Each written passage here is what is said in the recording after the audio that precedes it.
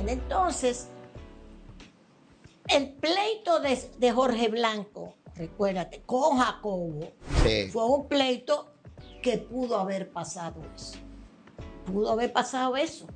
Porque era que creaban... Era personal. Creaban unas enemistades personales tremendas. Por ejemplo, a Salvador le dijeron que había propuesto a doña Cela y esto y lo otro.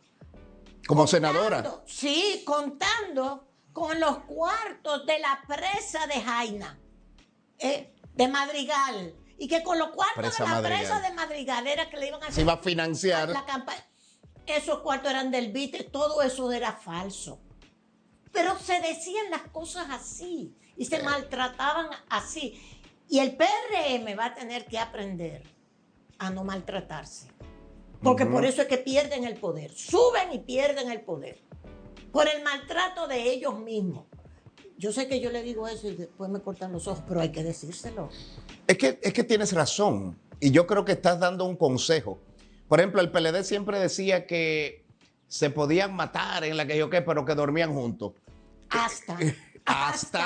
Hasta que te conocí. Vi la vida con dolor hasta el 20. Hasta el 20. O hasta el 19. Hasta finales del 19, cuando...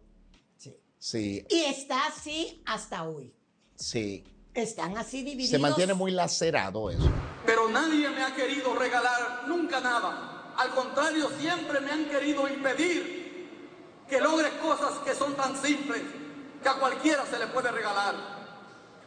A mí no me han apoyado esos que hoy dicen que no los apoyé en el año 2008. A mí no me apoyaron en el 2000, no me apoyaron en el 12 y no me apoyaron en el 16. Totalmente. ¿Tú no ves posibilidad de unión, aunque sea con la posibilidad de apiar del poder al PRM? La política pasan... No. Consuelo. No. Te la estás jugando ahí. Me la estoy jugando. Sí. Pero es que tú tienes que entender que esa división, de acuerdo a la ley electoral, Leonel no podía volverse a presentar como candidato porque Leonel había perdido la convención de ellos. Y la ley decía que el que perdía no podía ser Ni candidato. siquiera en otro partido. Cogió para otro partido, compró otro. Sí. No es para que cogió. Una franquicia, compró una franquicia. Porque Leonel entiende que él es un Horacio, que entre el mar, yo o que entre el mar. El omnipotente. Él tiene que pensar eso. Entonces, eso choca. Pablo Macchini siempre decía, y yo creo que tiene Brillante, razón, Pablo. brillante. Pregunta, ¿y qué es lo que pasa en el PLD? No te rías, Julián, porque te noté esa cara de... Cada vez que yo voy a decir algo que afecta al PLD, óyeme, a Julián... No, son hermanos de él. Se sotorríe de una Son vez. hermanos de él. No, me refiero a que el PLD acaba de hacer una marcha y demostrar que yo estoy vivo, que como decían ellos, no estaba muerto, estaba de parranda. Brillante. Y Pablo decía, el PLD va a fracasar por el éxito tan grande que ha tenido. Él vive borracho de éxito. Sí. Y ahí está. Ese es otro que va a tener que revisarse. Porque hasta ahora mismo el PLD no ha podido superar la situación que tiene. No la ha superado. Porque De la división. Que dijo que dejaba la jefatura de campaña del candidato del PLD porque había dos agendas. Y él no trabajaba con dos agendas. Entonces, eso es peligroso. Eso es peligroso para un candidato que está buscando subir en la... No, embriagarse tan fuerte, tú pierdes la razón. Tú pierdes la noción. Cuando te embriagas, así sea de poder. Claro. O sea, pierdes la razón. Todo. O sea, una gente borracha no puede tener dominio ni inteligencia emocional para manejar cosas. Eso es así. Yo creo que eso pasó. Eso pasó en el PRD, pasó en el PLD ya al final, Claro. porque hasta un tiempo supieron manejarse por lo menos en un balance. Por ejemplo, el Partido Reformista desapareció, porque lo que queda es Quique y los dos Henao. Sí. No queda más nada. Sí. Quique, que está ahora diciendo muchísimas cosas. Yo vi un video de Quique. Entonces, ¿qué está gobierno? Sí. Por favor, Quique, pero bueno. Pero mira, mucha gente y el equipo Pero me lo dice... que te quiero decir, no es verdad. El Reformista no se dividió nunca. Desapareció, Sí. se extinguió. Y se quedaron los tres que hacen negocio. ¿Y puede pasar eso con el PLD? El PLD tiene una situación muy difícil. A lo interno ahora mismo. Tiene a Abel bombardeando. Buenas noches, pueblo dominicano. Ahora que la Junta Central Electoral se ha pronunciado, quisiera desearle buena suerte a Luis Abinader. Nuestro país tiene muchos desafíos. Pido a Dios para que los superemos como nación. Quiero agradecer a cada dominicano y cada dominicana que acudió hoy a las urnas a honrarnos con su voto. Tiene entonces a Francisco. Tiene Javier, a los Francisco. a los Francisco. No está fácil su situación. Y son está ellos Juan Ariel mismos. por ahí también. Sí, pero Juan Ariel ya entendió que ok. él se retiró y dijo, y es talentosísimo, Muy. brillante. Pero no, Ojalá este no país es- con un muchacho como Juan Ariel.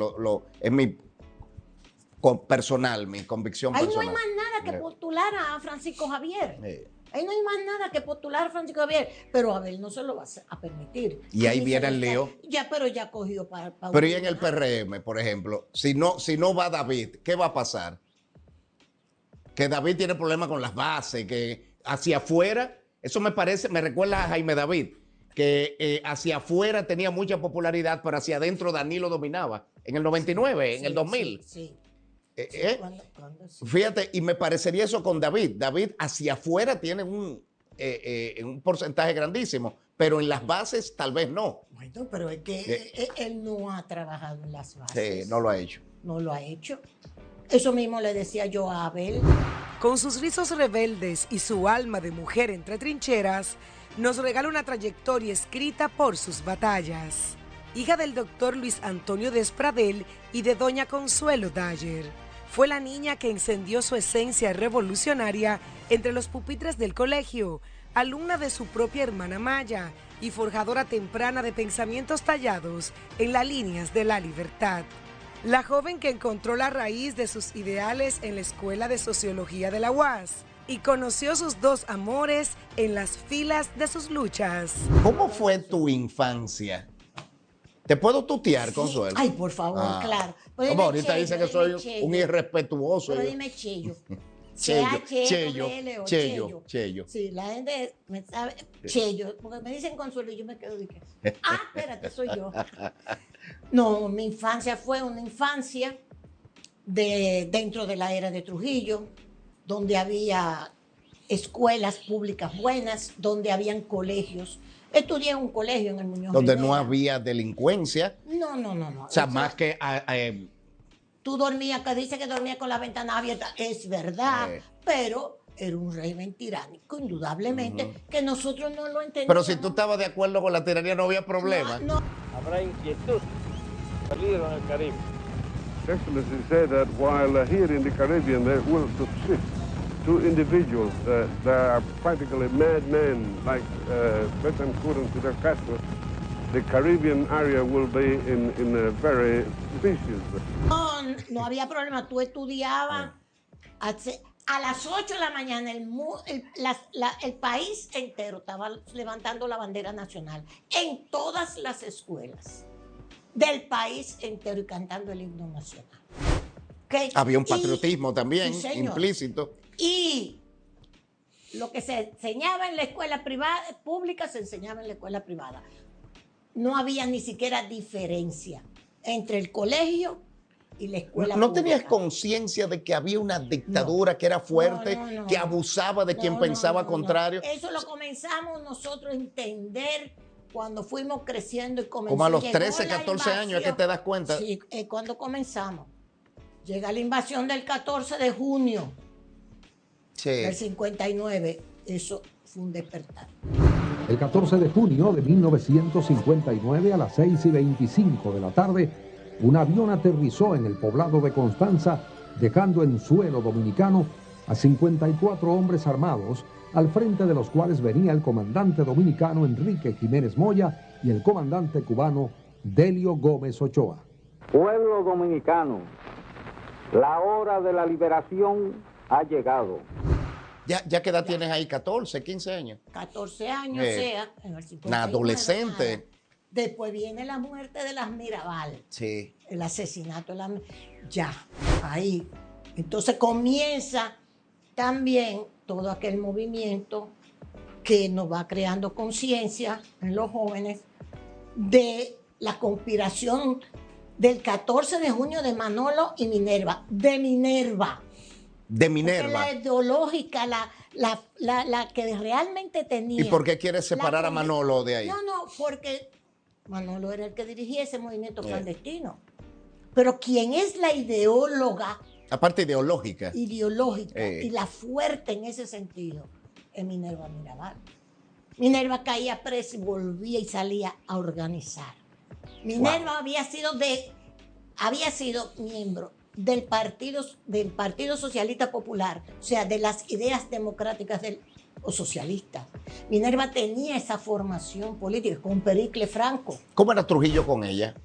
Uno ve los Yo libros, no ve puedo las decírtelo, películas, ve yo los... lo sé, yo no te puedo decir porque yo no lo viví, sino que puedo relatarlo por lo que vi y por su hija Minú, que ha estado siempre muy cerca de nosotros, Minú Tavares, Mirabal. La cara, la necesidad que tenemos de un Estado que funcione no solamente para reprimir. Pero se ve que llegó un momento en que Minerva se enfrenta con él. ¿Cómo comenzaron? Acuérdate que cuando vino Ramsey, le dijo, creo que fue a Johnny Aves, porque usted no defendió. Johnny Aves del CIN, terrible y desgarrador CIN. Le dijo, porque usted no defendió a mi papá de sus enemigos. Le dijo, de sus enemigos. Lo que yo no entendía que eran sus amigos que lo iban a matar. Y fue así. Es una oligarquía que se cansó, yo digo una oligarquía que se hartó de Trujillo, porque el problema de Trujillo, el que mejor lo describe es Euclides Gutiérrez, el libro de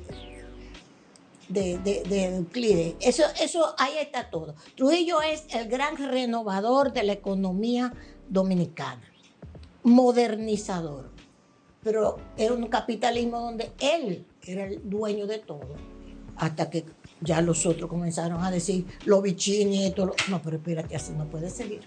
Entonces todo eso va dentro de eso, pero se vivía tranquilo si tú no te metías con Trujillo. Eso es verdad. El asunto era que vivías maniatado.